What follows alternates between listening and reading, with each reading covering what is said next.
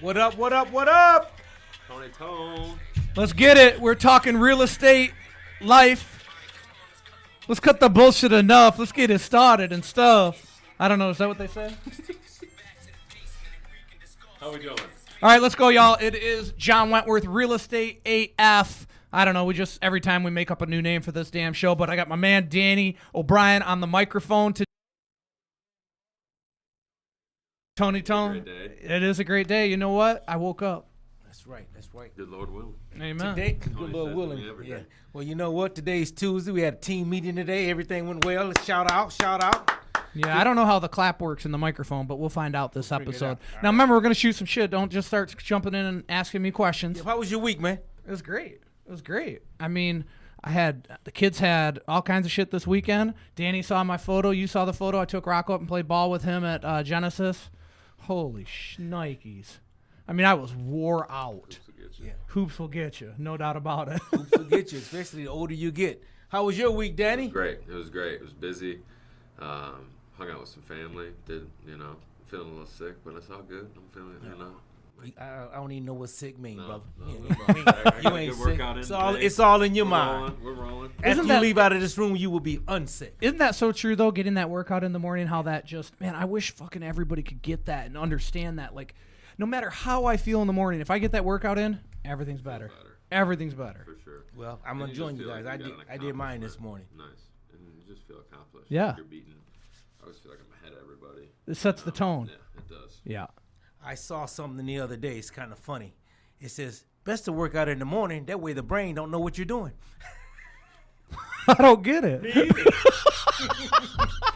But it must be. I know what you're kind of saying. You know you're what I'm just saying? like you're just like when it becomes a routine in the morning. It's like making your morning coffee or eating your first little meal. It's just like you're kind of doing it off of like just. It's just happening. It's automatic. Yeah, or you're waking your kids up. Ooh, that reminds me. It's automatic. Automatic. Right? That reminds me of something you said last week. You wake up every morning to a fresh cup of coffee or fresh ground beans or something. I wake up to smelling. Throw this shit on your collar just in case. I prepare my coffee the night before, so like it's being made 15 minutes before my alarm goes off. So you're smelling that shit when you wake up. And it's like you gotta have something to look get your ass upstairs and out of bed for. You know, I tell you what, this is real. Also another thing. Sorry. You're good. Nemmer was like. He was asking me. He was over at my house a couple weekends ago. We were just chilling. He was getting that IV, the NAD stuff, and he was like, "How do you get up like that every day?" And he goes, "Don't you ever hit snooze?" And I go, "Snooze?" I was like, I deleted snooze off my phone about a year and a half, 2 years ago, and I haven't never missed it. But like, when you know if you go back and lay back down, you know you could fuck around and sleep for another 2 hours, and then your whole day's screwed up. So it's like, that's not worth even risking it because you know you don't have snooze to wake you up in 10 minutes. I was thinking about this the other day, and I say shit, and I know it's abrasive sometimes, but I think I said this at team meeting. I'm like, oh, so you got up at 8? Or no, it was an accountability. Motherfucker said, I need to get up every day at 8. I'm like, aren't you an adult? Like, I mean, and I don't mean to be abrasive with that, but when you have kids, like, there is no, I'm going to snooze. You just got to get the fuck up. Yeah. But it's also, for me, it's like, I don't have snooze either, and I wake up to a song. Because I don't want that buzzard going off and jarring me out of bed. I have the song that my wife and I got married to that plays, and I wake up feeling all good. But honestly, dude, the same thing. I do the same shit. So everybody in my household, because I have my wife, my father-in-law, people saying that all the time, right? They drink Keurig. I grind, what the fuck you call it? I grind coffee every morning. Yeah. Because I'll wake up and be like, I cannot wait to get that coffee. Because when you grind coffee and then, it's so different, man. It's so different. So I love that. And I think for these guys that, I think so many people that don't work out think that working out is just about working out. You know what I'm saying? Instead of the other side of working out, which is commitment, getting up, doing something, taking care of yourself, starting your day, getting your energy going. I mean, listen, I'm no perfect angel by any means, right? I have my days, I have my nights. When I don't have a great night, maybe I stayed out too long with the wife, had a little bit too much red wine, maybe hurting in the morning, I have to go those days more than any other day. And as soon as I do, everything's better as soon as I'm done working out. Let me say this before we get off. So you snooze, you lose. Amen. Amen, bro. And I would say, too, like, you know how many people, like, I've met in the gym, like I'm telling all these dudes, like Ricky and some of these guys, and Ryan, and you know, Fees is at a gym down there, but like when you go at the same time every single day, you see the same people, and you get to know them.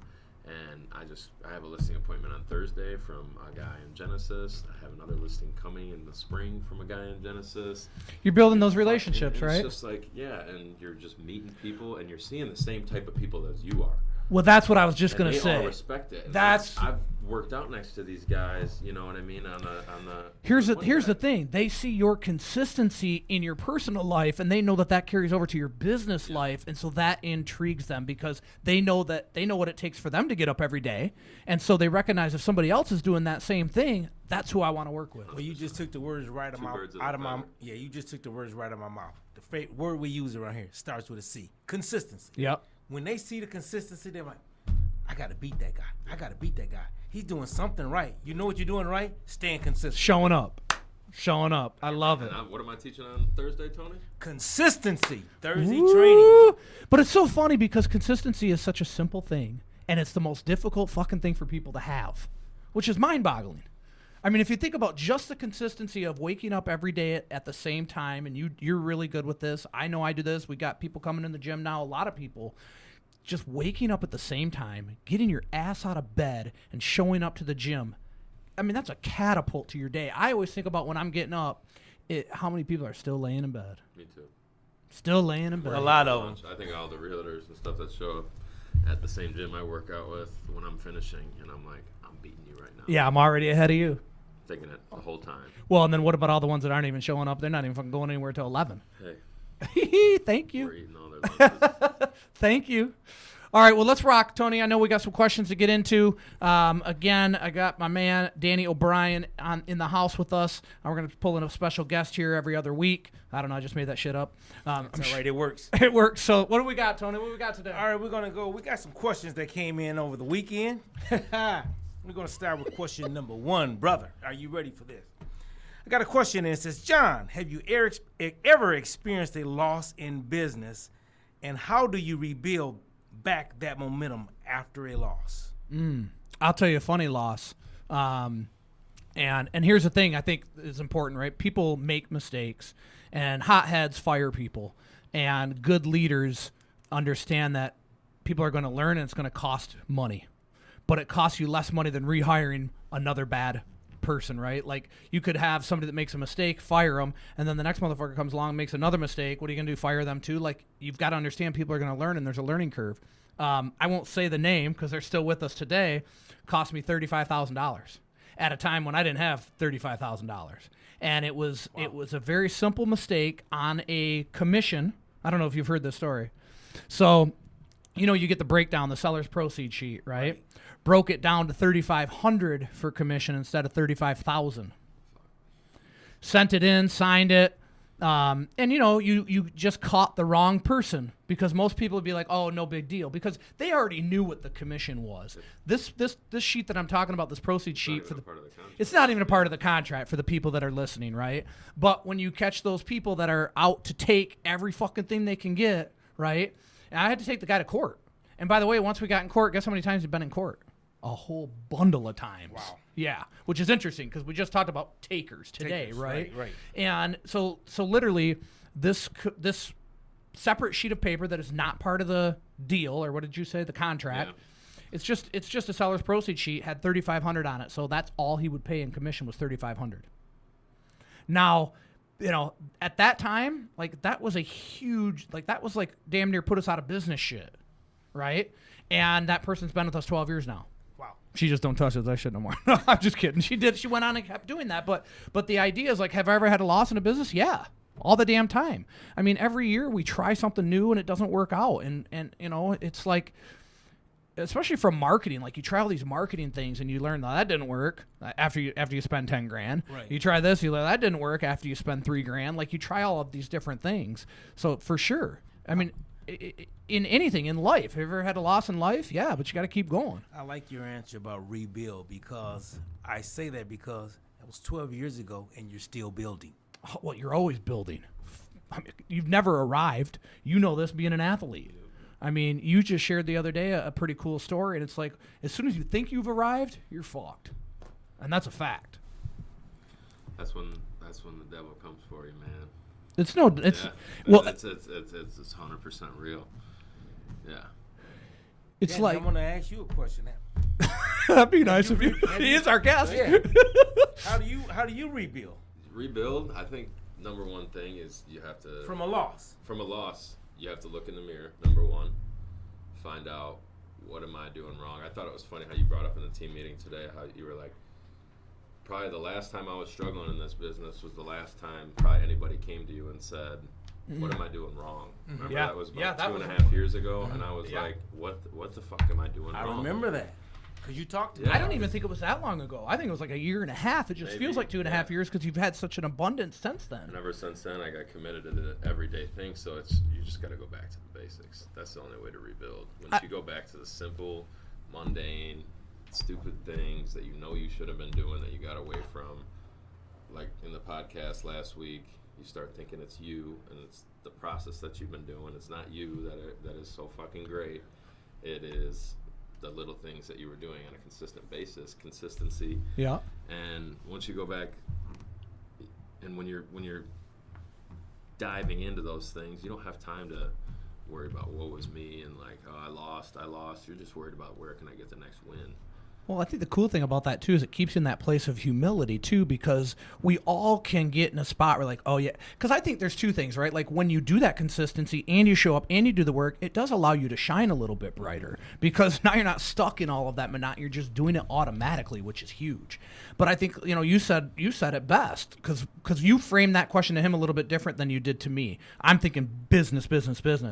But I think the first thing you got to do is look in the fucking mirror. That's right. Which is what he just said, Just said it. when he walked in my office. He's like, bro, what do I need to do? And I was like, you know what? I'm glad you asked because it's so much easier for me to share with you real when you ask rather than when I'm just trying to tell you and you don't want to hear it. Right. That's People don't want to hear the truth. People don't want to hear the truth. Until they're ready to, right? Yeah. Until they're like, fuck, I've tried everything else. Save it, brother. Taste the fucking truth. Took you a year and a half to ask why, right? No, I mean, I hadn't been struggling It's with that. ebbs and I flows. was in like a slump, nosedive. slump. Yeah, Okay. fuck. And I probably hadn't sold one in 2 months, and I'm like, what is going on, man? I feel like I got nothing going on right now, and it's spring, and then I ended up fucking saving the year with like Crushing it. Had your best year I ever. no, that was it was definitely 2 years. It was ago. I made up and got to 9 million Yes. that year, and Then this you took past off. year was my full year of Yeah. consistency. And look what fucking Well, happens. you're pretty good at consistent. I see you here every day. Thanks, brother. I mean, it doesn't get no better than that. Nope. Keep up the consistency. Well, and I mean, too, look, I pull in early. His car's one of the first one here. I leave late. Look in the back. I'll beat him here sometime.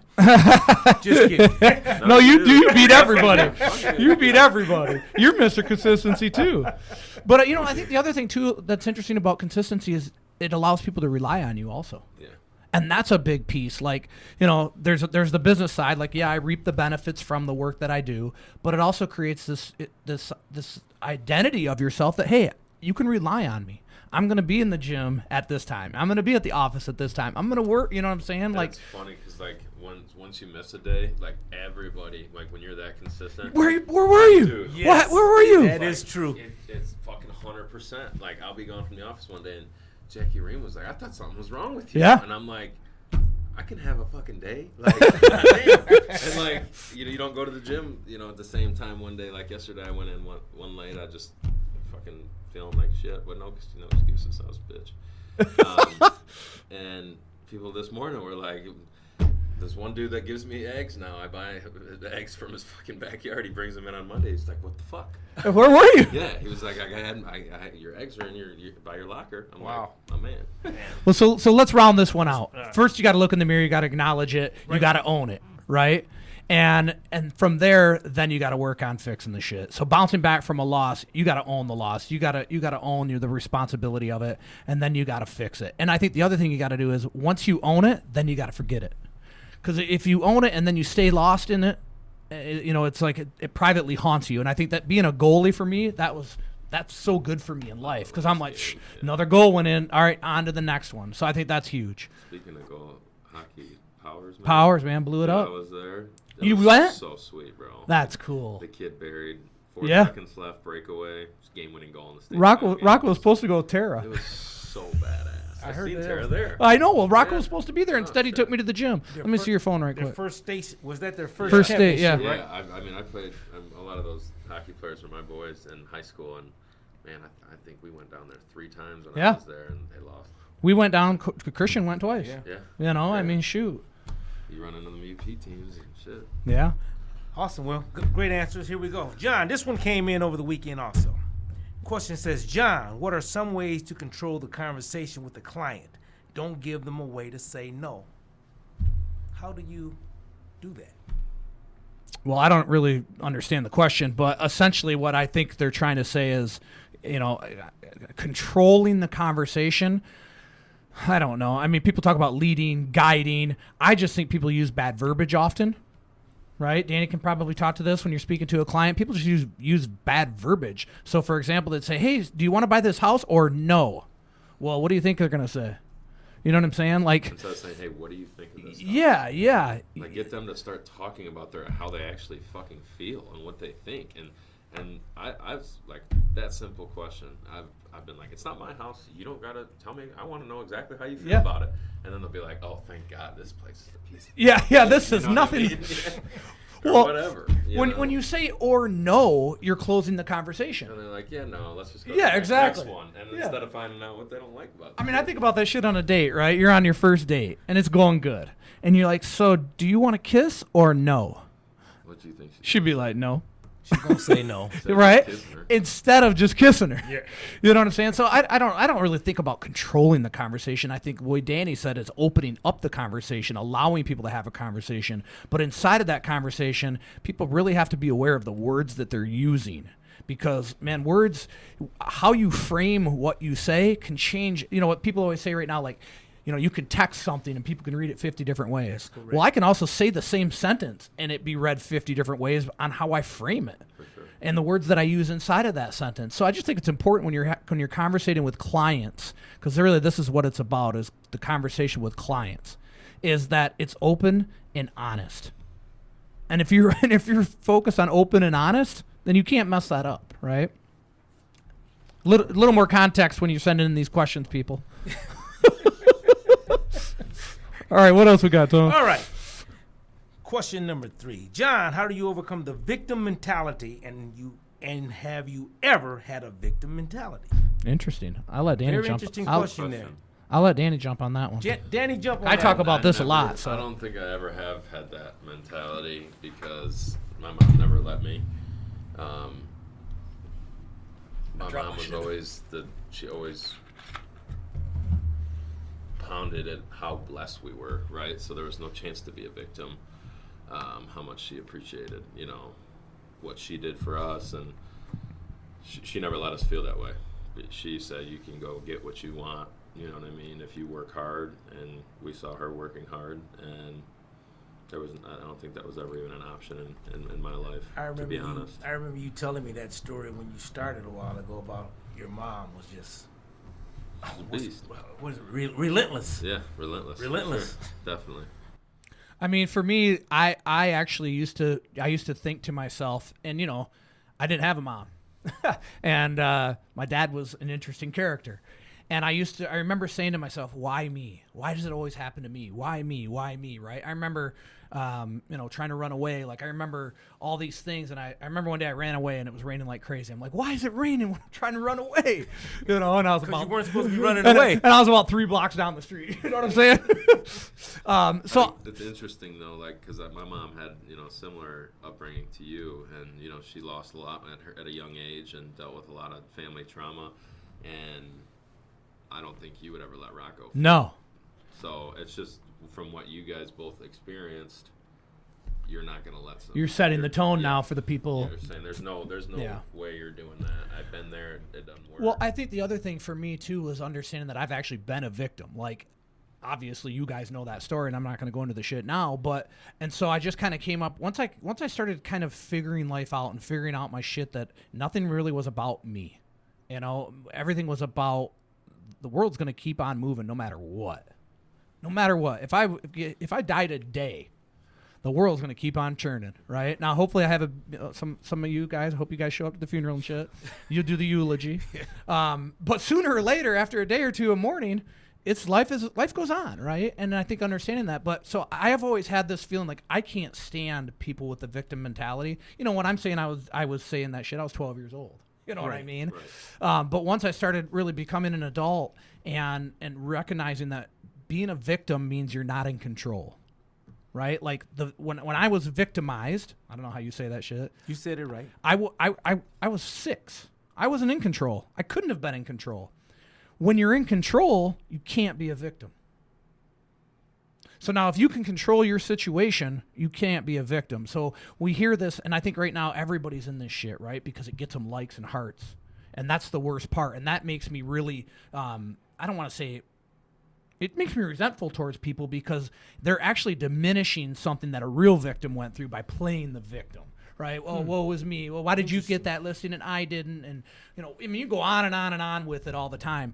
But they relish in it because all these people on the internet that really actually don't even give a fuck about them will say, oh, so sorry to hear, you know, because people will post this shit all the time to get feedback from people that don't even care about them, that don't even have relationships about them, and they'll get hearts and likes, and so they like that. It gives them that instant gratification that someone cares about them, and most of those people commenting don't. So for me, the victim mindset is people I don't want anywhere in my universe. Gotcha. Great answer. I don't know if that answered the question. Yeah, but most of us understand it. All right, today we had a nice team meeting today. We had one every Tuesday. We had a little quiz go on today. It was 3 words used, and I want you guys to both talk about it. Being a giver, a matcher, or a taker. Tell me what's that mean to you, John, and then Danny, you tell me what it means to you.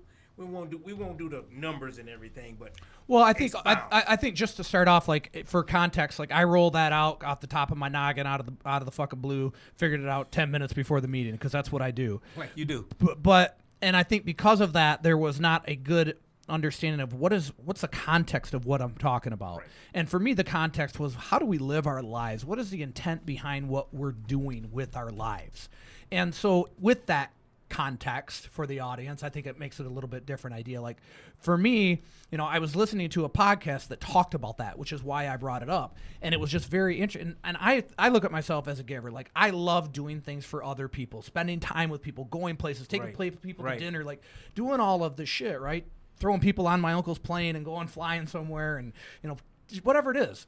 And at the same time, when they talked about givers over giving, they always end up feeling taken advantage of, right? And so you heard somebody today say, oh, I'm a 10 out of 10 out of a giver, and thinking that must be a good thing. No, that means you're a social worker, right? Because social workers get shit on nonstop for the most part. I mean, I know one or two.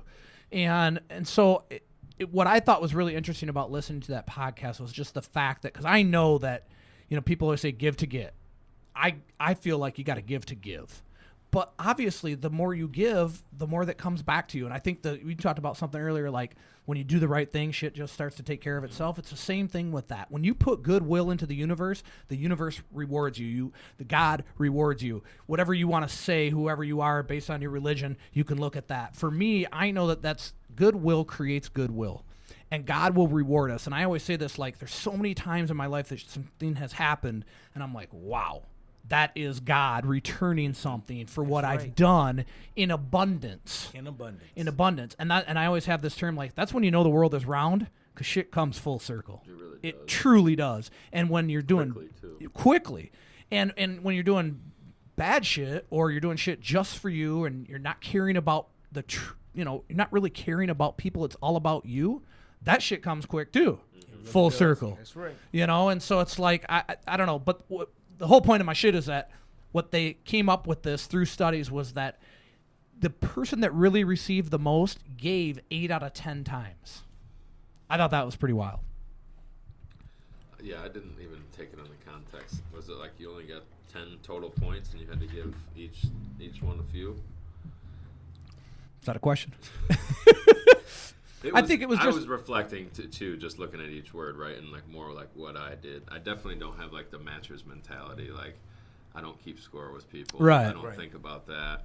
I definitely recognize that I can be a selfish person.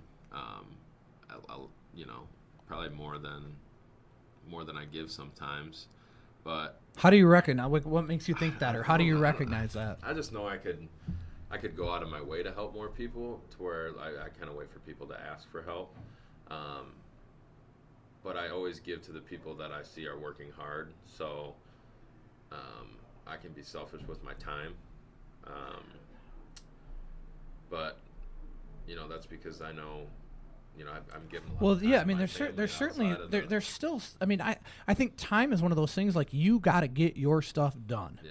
Before you can give. It's almost like I got to take care of myself physically and mentally before I can show up and be the best parent for my kids, where many people put their kids first while they suffer as a human being, which means then they have less to give their kids. Yeah. So kind of along the same lines, but you're talking more at work. Right, and I'm like, if I want to be a role model for, a lot of these, newer agents, I'm just talking professionally too, but I got to be fucking out selling all of them too. You know what I mean? So I got to make sure I'm at the top of the board every month. I'm trying to win the sales award every month.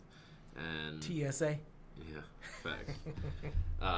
Yeah, fuck that TSM stuff. Yeah. Top Sales Award. Yes. But it was interesting just to reflect on that and kind of see. But it's just funny we talk about in circle.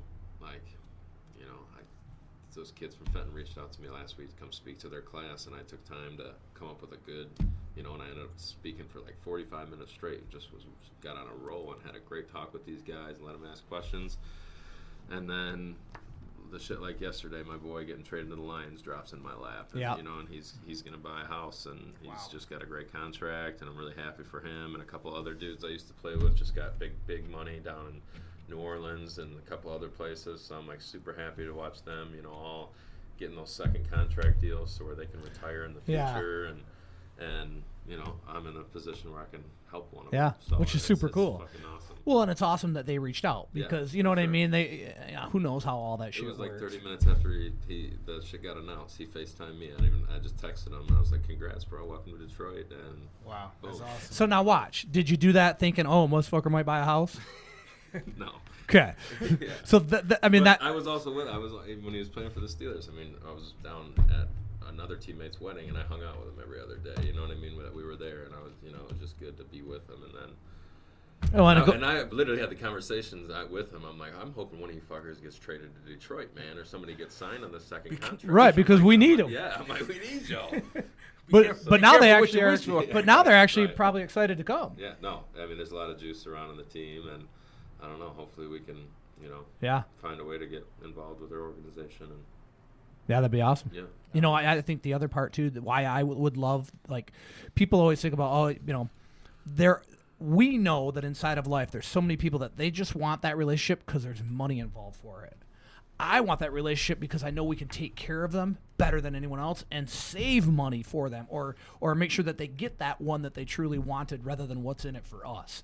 And I think that is one of those things, like when you're around people with money, you recognize that there's so many people out there just trying to get some of it. And I can't. Like the platform could help us with everything. Not we could help them, but also they could help us with everything we do in the community. 100%. Other agencies or any 100% brokerages that help these teams or whatever that are just doing great. We give directly back to these communities. You talk about Fall Fitness Fest, what we could do with the Lions, and bringing the Lions in. Well, hey, don't get too ahead of yourself because that's my last thing we want to talk about. Yeah. So keep on talking, but I'm just saying it could propel and really help us grow what we're trying to grow, and we're trying to grow and help in the community. So. Well, and that leads right into what Tony. That's what I'm saying. Yeah, Whaley. Quit hitting that shit. John. I'm about to take my shirt off. It's a little warm in here. Look it down here. You always find it easy, and why? Why is it important for you to give back? Well, I guess that kind of goes back into givers, takers. Because for me, honestly, there's no fulfillment in taking. There's no fulfillment in, I find a ton of fulfillment in, like, what can I do for somebody else? Like, so when Danny said I came to him and asked him, like, I love that moment. I hate the moment where I feel like I can't go to somebody and try to help them, right? But people have to be open to that. But giving back to the community, I mean, Whaley's big for me, obviously, because of my childhood. And the whole reason Whaley really occurred, and I don't know if you know this, but I was sitting at a Whaley's event, and Ronnie Medawar was giving away a Rolex. Well, I'm sitting at his table, and I win the damn thing. Wow. And I'm like, oh, here we go. I'm going to never hear the end of this shit, right? They're going to be like, oh, that was rigged. And I went on stage. Well, first of all, for context, so they play this video of all these kids, right? And it's dark in there, and there's 5 or 6 TV screens, a big-ass auditorium. And I'm bawling, but nobody knows it. I'm just sitting there, tears rolling down my face, right? And and then I win this Rolex. So everyone's clapping, and I go up on stage. Well, I'm still crying. And so the Holy Spirit took over, man, and I just started talking, and we ended up raising a bunch of money. So they were selling these room blocks. So all these kids have a room, and they were, for $7,500, they would redo one of the rooms. And so they were doing kind of this auction piece as to redo as many rooms as possible. So I went up there, and I didn't go deep on my story. I just said, because I remember this, like, we're all sitting here partying, having a good old time, and these kids are telling this story, but the story is real. And it's hard to relate to that story being real when we're sitting in this highfalutin ass joint drinking champagne. And I told them, I'm sitting there with tears rolling down my face because I've been a victim. I understand what they're going through and what they don't want. Actually, what's really interesting is victims don't want your sympathy. Wow. They just want to be treated like you. They just want to be treated normal. And but they would sure love a solution to the problem if you can, you know what I'm saying? Like, Right. And so it was like, here's our chance to really help them. So literally I shared this story, and then we went back to raising that money. And as I'm standing on stage, I mean, they're just paddles are going up and up and up and up. And I think there were, like Vince Lorraine bought 3 rooms. Ronnie bought a room. Ryan and Ronnie both bought, like, I think they bought fucking, I think we sold 7 or 8 rooms at $7,500 a pop. Damn. So like that, we raised that kind of money. And ever since then, and my grandparents were involved with Whaley actually too. So that, just that understanding of that always made me feel like why that's important. And you're in here taking selfies and shit now. I'm getting pictures of us. I actually have been talking to my brother, who we adopted, about joining us up here at Whaley's for, going and talking to the kids and just kind of hanging out with them. And he was really interested. So I'm gonna get back on his ass about that because I have an adopted brother and sister who both went through foster care, and so I mean, I'm sure if we didn't adopt them, that they would have had a lot more struggles and getting where they've gotten in life. And I mean, John's an engineer. He's doing great. He's got 2 beautiful daughters. And he's married. He's doing awesome. And Sadie's is building her career. And I just don't think they would have had, quite the opportunity if and the way you're saying that, like, it makes me think of like those kids in that moment, how forgotten they must feel when they don't even have their parents. Right. You know what I mean? Like the one person, people that are supposed to have their back. Exactly. All right, y'all. We're getting ready to roll out of here. Got Zillow Tony. right now. Tone on the microphone. Let's get the music jacked up. Let's get it rocking, guys. Thank you for checking out this episode. Tony, you didn't tell them where they're supposed to send their questions. All right, let me handle this for him.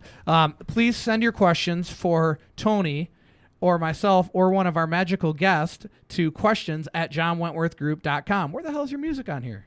All right, Danny. Hey, thanks for jumping on with us, man. I'm proud of you. You're doing great. Keep on rocking. Keep on giving. Keep on serving, man. Love you, baby. Love you. Peace.